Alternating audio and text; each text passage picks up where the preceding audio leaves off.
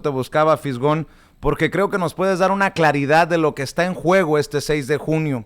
Ha habido muchos pleitos internos Sí, sobre que no me gusta tal candidato, que si Félix Salgado Macedonio, que si Raúl Morón, que si Mario Delgado, pero la realidad es que en este momento histórico hay que plantarse y pensar en lo que está en juego, y los que le están entrando al juego o ya le entraron al juego con todo, y me refiero a los X González y a los que están en ese mismo grupillo.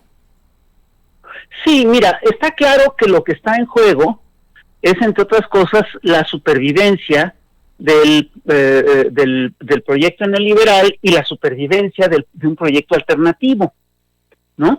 Entonces, eso es lo que está en juego, no solo en México, sino en toda América Latina. Lo acabamos de ver en Ecuador. Yo estoy convencido, entre otras cosas, de que el modelo neoliberal está ya en una crisis profunda. Es decir, ha provocado una crisis social brutal a nivel planetario y ha incluso provocado una crisis ecológica e incluso una crisis climática.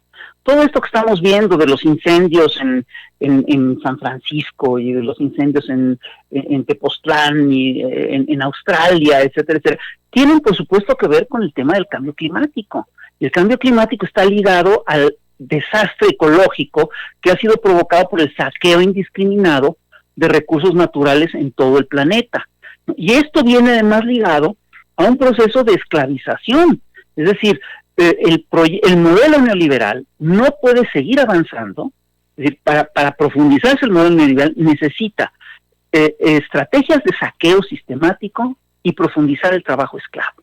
Por eso mucha gente, de muchos mexicanos, muchos centroamericanos, han tenido que emigrar a Estados Unidos, porque ya se llegó a un nivel de depauperización salarial que era absolutamente insoportable. Entonces, es realmente un tema civilizatorio. ¿Estamos apostando por la barbarie o estamos apostando realmente por una transformación, por un cambio de valores, por un cambio de paradigmas? Porque es claro que los paradigmas y los valores del libre comercio nos están llevando al desastre, ¿eh? Entonces, en ese sentido, sí necesitamos analizar todos estos problemas desde un punto de vista más amplio. Necesitamos es necesario que nuestros análisis no se enfoquen nada más en detalles, sino en una visión de conjunto. Y aquí te voy a poner un ejemplo muy claro. Ve lo que acaba de pasar en el Ecuador. En el Ecuador acaba de haber elecciones, ¿no?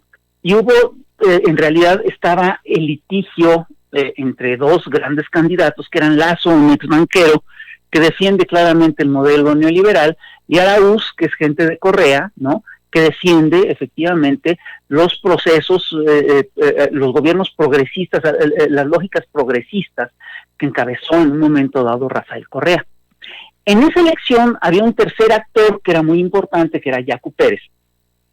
Y este cuate se decía más a la izquierda del correísmo, ¿no? Atrajo votos de la izquierda, pero a la hora de la votación, Yacu Pérez no queda en el duelo final, y él le pide a sus votantes que se abstengan.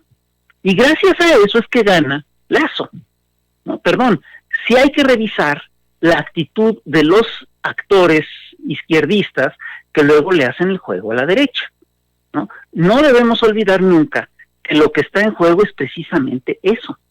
Y yo estoy convencido de que en estas elecciones necesitamos cerrar filas y necesitamos detener el avance perdón, el regreso de la derecha mexicana, que además está en la lona. Es decir, ¿cuál es su programa de gobierno? ¿Cuál es su propuesta? Su única propuesta es que no quieren que esté López Obrador.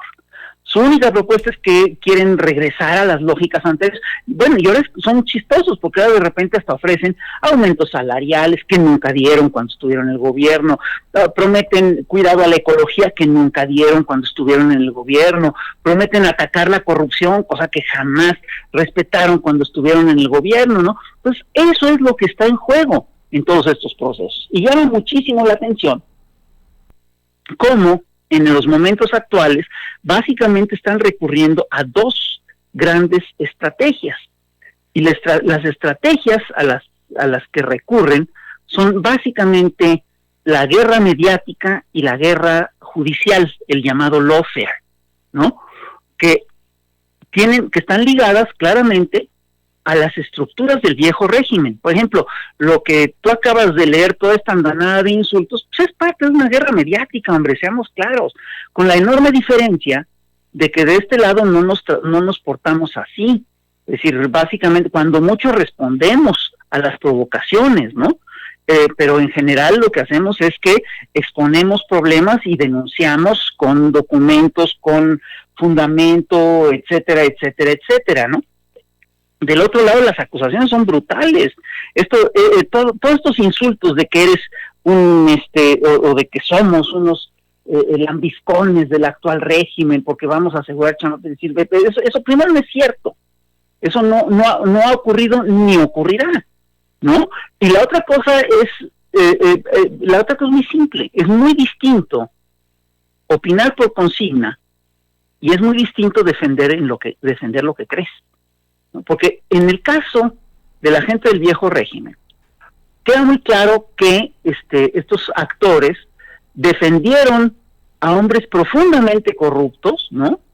Y una de las pocas cosas que te explica que los hayan defendido es pues, que recibieron unos salarios fantásticos.